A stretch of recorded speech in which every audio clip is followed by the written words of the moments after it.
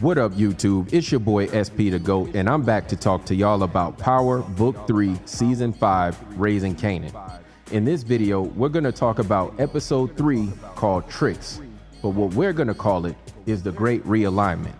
And that's exactly what's happening in this episode.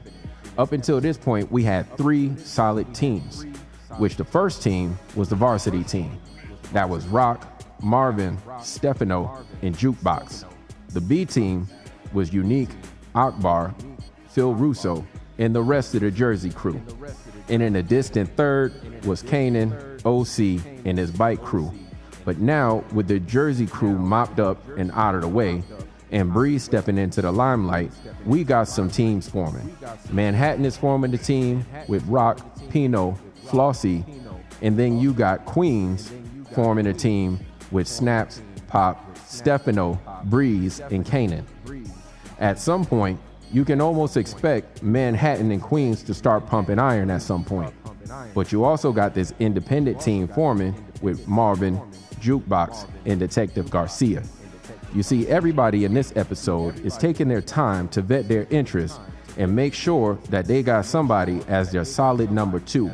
Somebody they could turn to when the times get tough in these streets. So you know how we do. Hit that like button, hit that hype button, and subscribe so this video and this channel can get to the masses. I love and appreciate all the feedback and support. And with that being said, let's get into it. Now, the first person we're going to talk about is Breeze.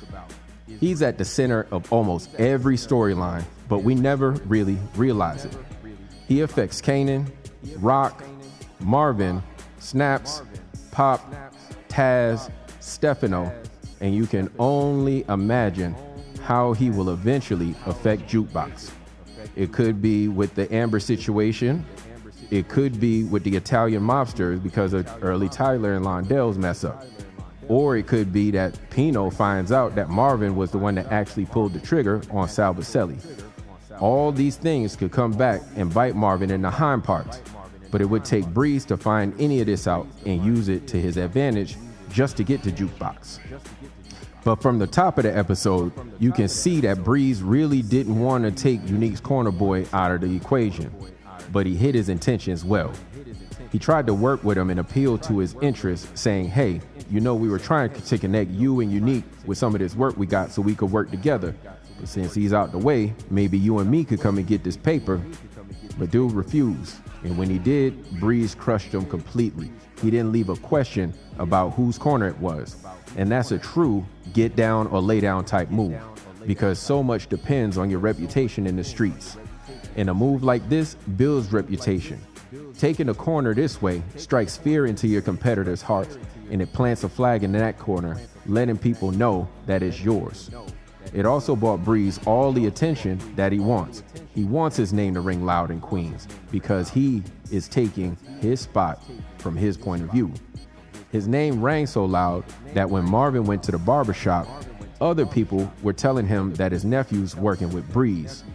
And later, when Marvin went to confront Kanan about working with Unique and Breeze, Marvin had to ask him, was that y'all on 150th last night? So in a true power move, Breeze struck the shepherd in Unique's crew and watched the sheep scatter while Kanan bust shots at them as they ran off. And that's Breeze grooming Kanan to be his right-hand man, somebody he could have and trust that has his back in the streets. And up until this point, we'd never seen Breeze have that type of support. Taz is there, but he is no Kanan. It's always just been him from the introduction. We got a little bit of Taz, and we about to see Taz get up out of there. But now is Breeze and Kanan. And with that comes the next point. We see that Breeze wants to move all the OGs out of the way. When he talks to Kanan the next day after the situation on 150th, he tells Kanan, yeah, it's time for the OGs to get out the way, son. So all the OGs in the game right now, to them, is anybody older than Breeze. And that could be Marvin, Rock, Stefano, Snaps, Pop, Pino Bernardi, Flossie Siegel. It could be anybody. This kid is hungry and he's ready to roll on anybody who stands in his way. And I'm looking at it as though his aunt and uncle, Snaps and Pop, might be food when he wants them out the way. Again, he does a big power move hiding his intentions when he meets with Snaps and Pops later in the episode. Being a good steward for Snaps and Pop, he brings them all the good information that they care about and none of the bad news. We up, we got money. These blocks is hot. I got this block we could pump through right there. It's all good. But when Snaps and Pops asked him about some of the troubles he had in taking the blocks, he said, look, I don't know nothing about nothing, but we got this money. We got these blocks. Let's work.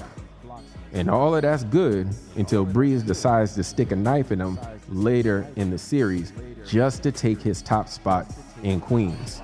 And that goes for every other OG that stands in his way of the plan that he's got for New York. Now, it's really important to point out here that Snaps and Pop gave us a hint that Unique might pop up again in a different city. It comes off as them being scared, but the key point was when Pops called Unique a B.I. Ta Cha. And for anybody that grew up in the 90s, you know exactly what that is. Snaps had to correct her. He came back and said, no, Breeze made a calculated move. And we saw him make a calculated move just like this when he got ran out of Queens the first time. He went to Jersey and hooked up with Sal Baselli and built himself a small little empire back. This time, he could go anywhere and link up with anybody because he's never coming back to New York, ever.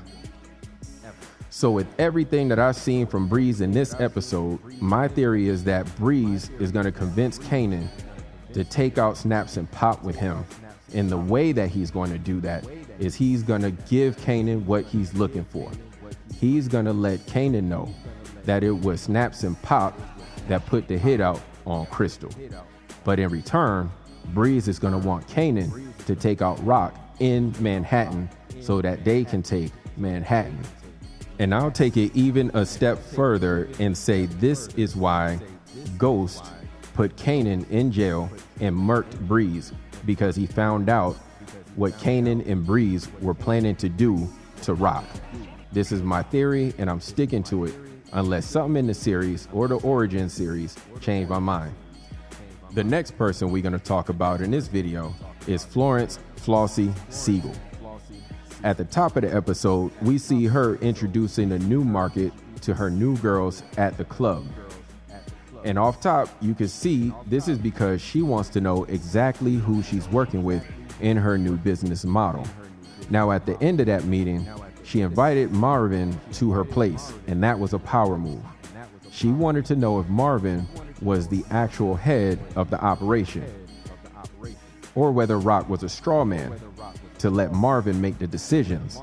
Remember, last episode, she said she doesn't like men proposing these types of deals because they come into the business, try to tell her how to run her business, and then a week later, she has to put a bullet between their eyes because they try to elbow her out of the business. In this scenario, she's trying to see if Marvin is the straw man for Rock, meaning that Rock might be the person that's in her organization, but Rock is actually taking orders from Marvin. And if that was the case, then Flossie's condo was the perfect place to backdoor Marvin and then find Rock and do the same thing.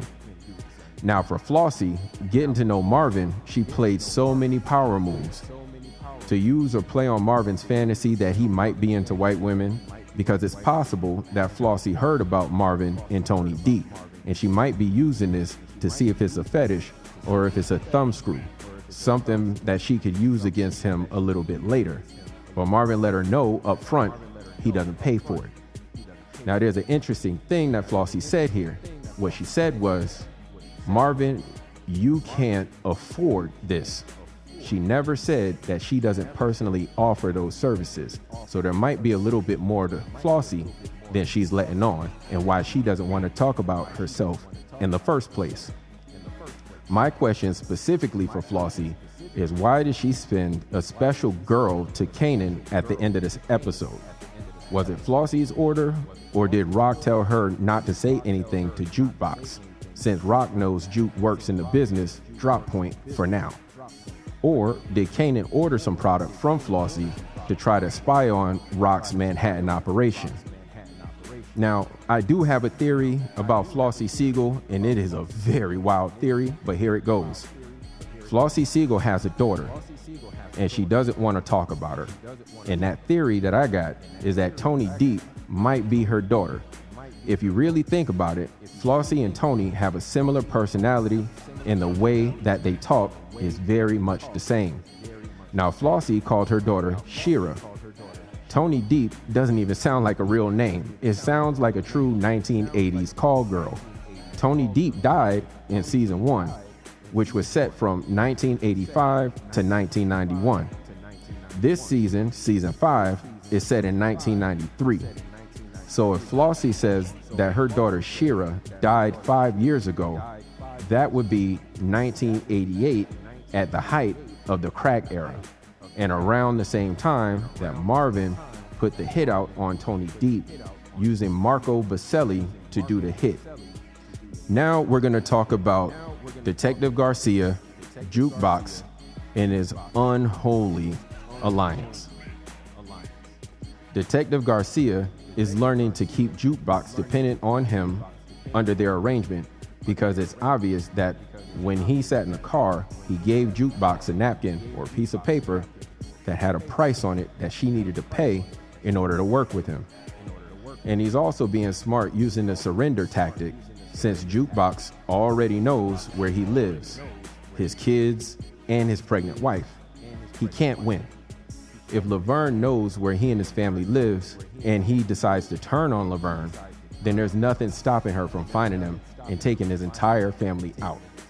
But this isn't the first time we've seen police used in the series, but it is the first time for Jukebox for money. But what is her plan with Detective Garcia?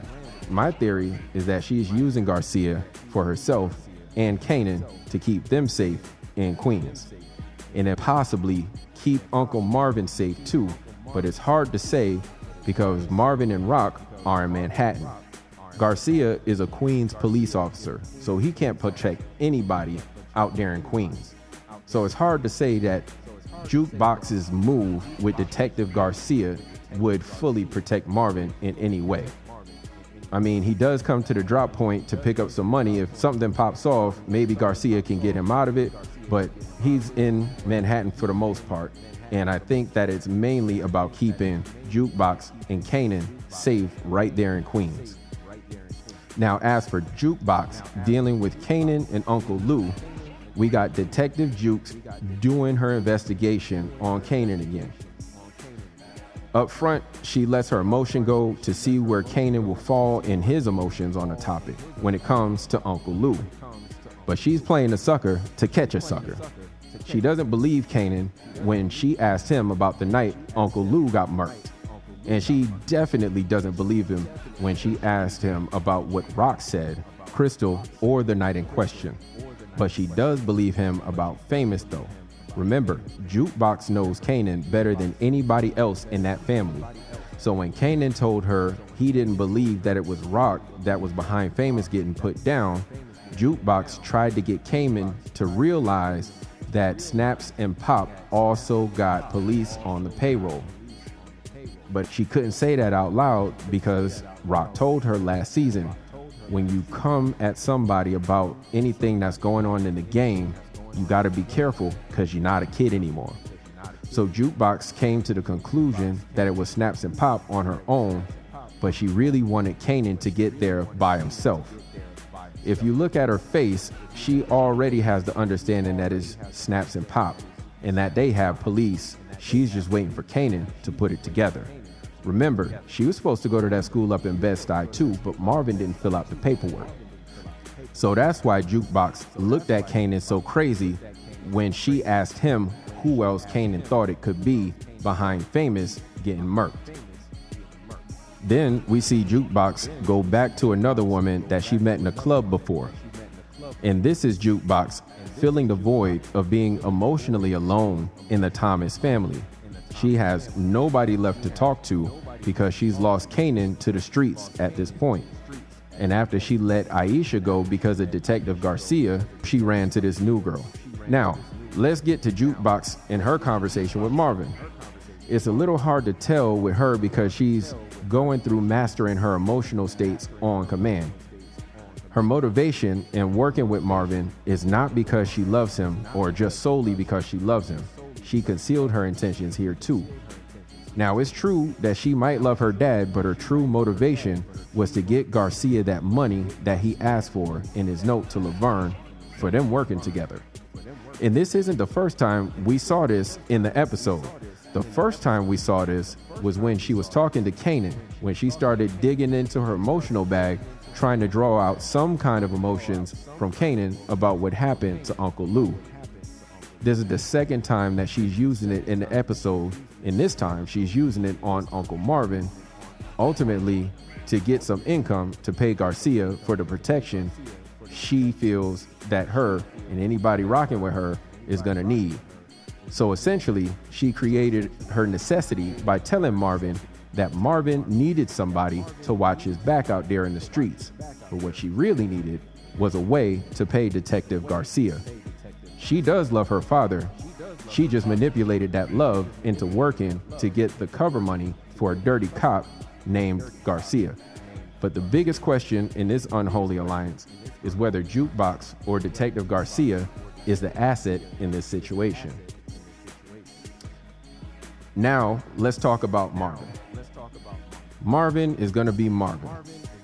And in this episode, at the beginning, he's sitting there interviewing the girls with Flossie and Rock. And every time he opens his mouth, Flossie is looking at him to make sure that he's not the one calling the shots. Now, after the meeting, Flossie decided to invite Marvin to her condo, but he didn't want to take it at first because of that situation with Stefano and how everything went left the last time. So, his look at Flossie in the beginning when she first offered him the meeting is probably because of that. But her response was an OG response. She said, "I'm not propositioning you, Marvin." She let us know that she might have a lot more information on Marvin than we know that she has on him, or that she is just that seasoned as a professional in the game. But it wasn't hard to tell that Flossie Siegel had Marvin looking a little shaky, baby. But during this meeting with Flossie, he didn't give her the impression that he's calling the shots behind the scene with Rock, and he gets to live for showing his true character. But it's totally possible that the reason Flossie invited Marvin up to her apartment in the first place is that she wanted to know who Marvin was. Either way, that meeting was all a power move for Flossie, and Marvin did not have his head in the game. Later, we see Marvin go to the barbershop looking for Unique, and they tell him that Kanan is now working with Unique and Breeze. Marvin almost loses his shit. So Marvin goes to confront Kanan about working with Unique and Breeze, but Kanan's response was cold-hearted. He didn't respond when Marvin asked him why he's working with Unique, the same person that killed his uncle. Nope, Kanan was still cool, calm, and collected. But where you expect emotion out of Kanan, he gives calculation. And the only person that's picking up on this is Detective Jukebox. But in the long run, Marvin might have a problem with Kanan and Breeze if he's considered to be one of the OGs. They're trying to move him out of the way with the rest of the OGs. So how do they get him moved out of the way? It could be a number of things, like I mentioned earlier. The Baselli hit, Marcos Baselli getting murked on a Tony Deep hit, or for Tony Deep herself. Now, toward the end of the episode, we see Marvin's big turn. He went to go see Pastor and got a different perspective about life. When he left that meeting, he felt like he needed revenge. But by the time he went to go talk to Rock at dinner that night, he felt a little bit different. Now, we all know Rock is not feeling the way Marvin is talking, just by the way she looked at him. But she might find herself out here in these streets by herself in Manhattan if Marvin goes full reform. And you never go full reform.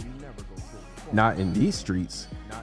Uncle Lou's death is taking a real huge toll on Marvin, and he might take his head out of the game long enough and just a little bit too far. And this might be how we lose Uncle Marvin. But if it is, at least he's at peace with his God in the end if he goes full reform. Now, let's talk about Pino Bernardi, Stefano Marchetti, and the Italian War. Now, in this episode, we saw Pino Bernardi and Stefano Marchetti meet up. Stefano goes crying to Pino Bernardi to tell him about Rock and how she does business out there in Queen. And Stefano's feeling some kind of way because Pino's working with the same woman that got Stefano poked. In his point of view, it's just a little formality.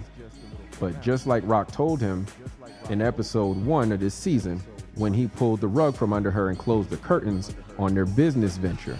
And just like Pino Bernardi is telling him now, him taking that knife to the appendix or the liver or anything else was his fault because it was his ego that got away with him and got him tangled up with Jersey. So we don't have to wait for Pino to learn out that Stefano had something to do with Sal Baselli's death out in Jersey. He already knows that it's Stefano that tangled with Sal Baselli, like he said. And this is why we saw Stefano looking scared in this meeting.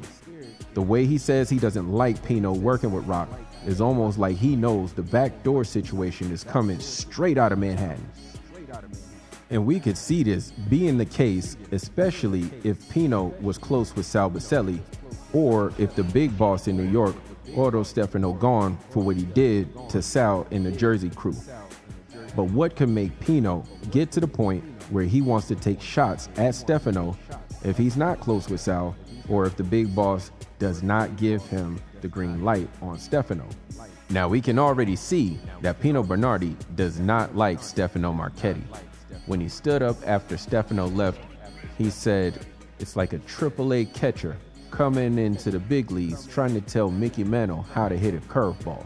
It wasn't just the rumblings of an old man."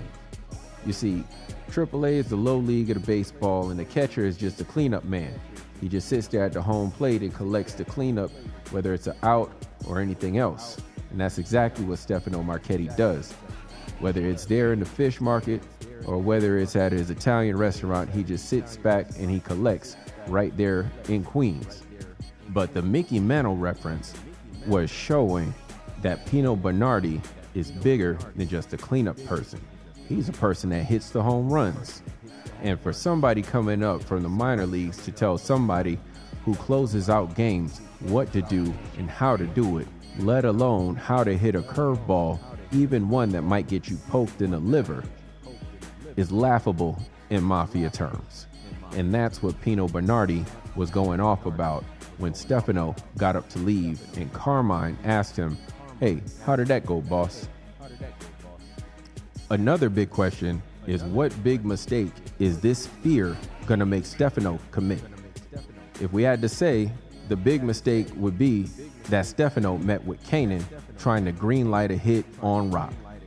Now, you see, in these streets, it's cold, and if the back door is open, it might get drafty.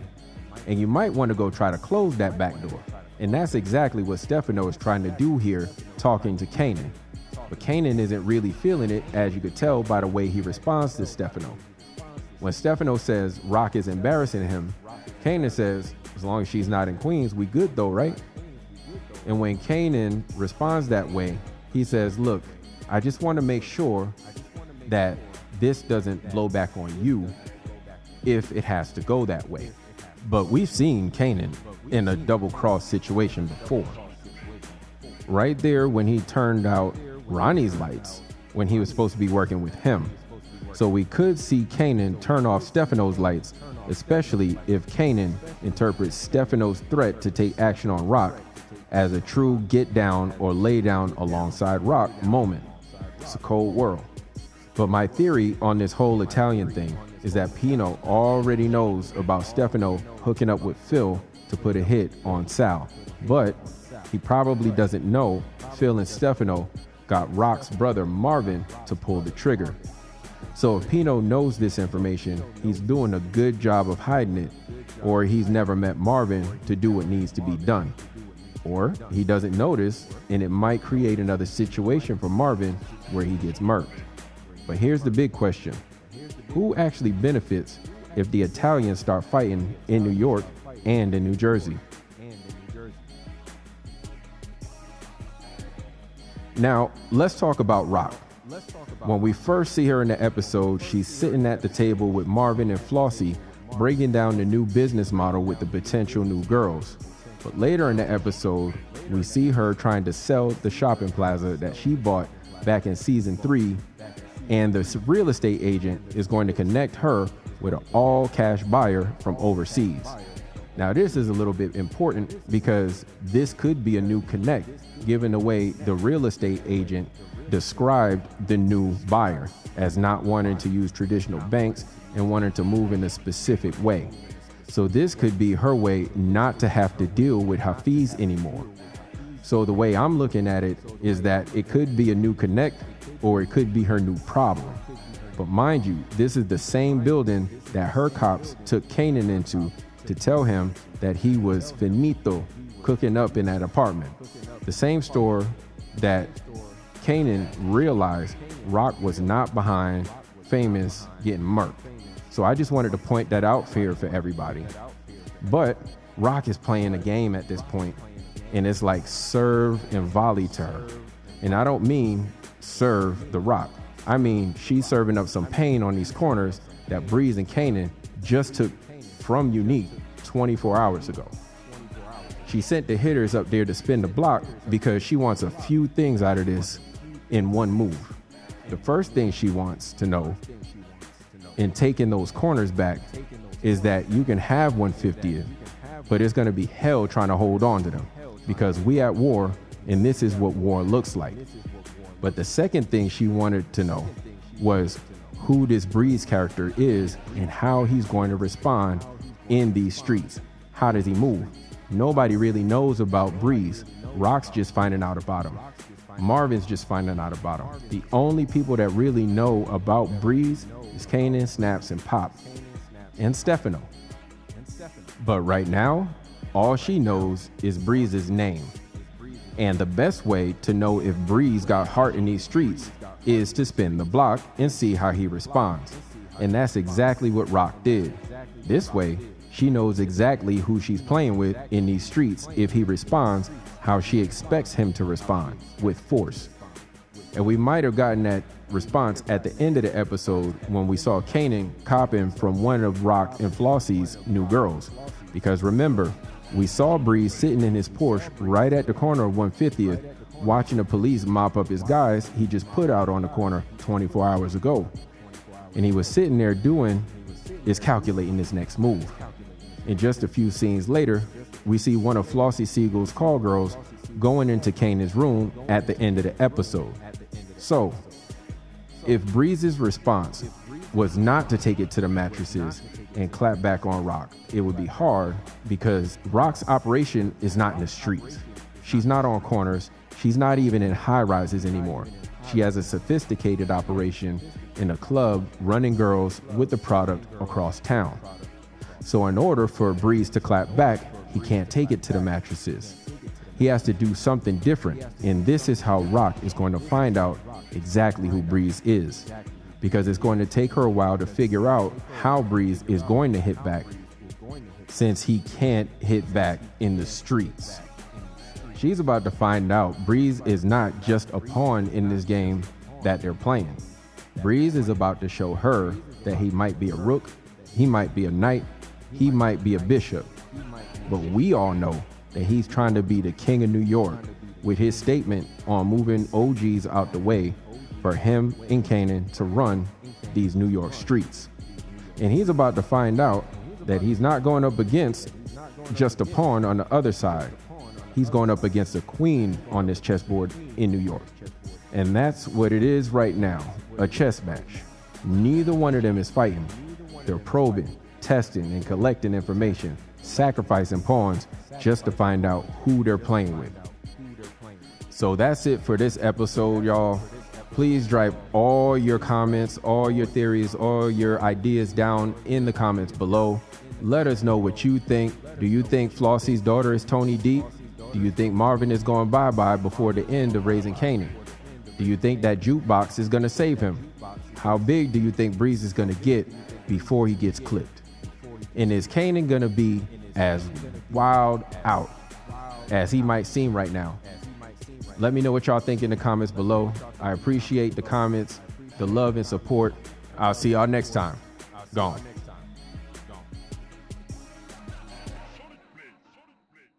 Too easy.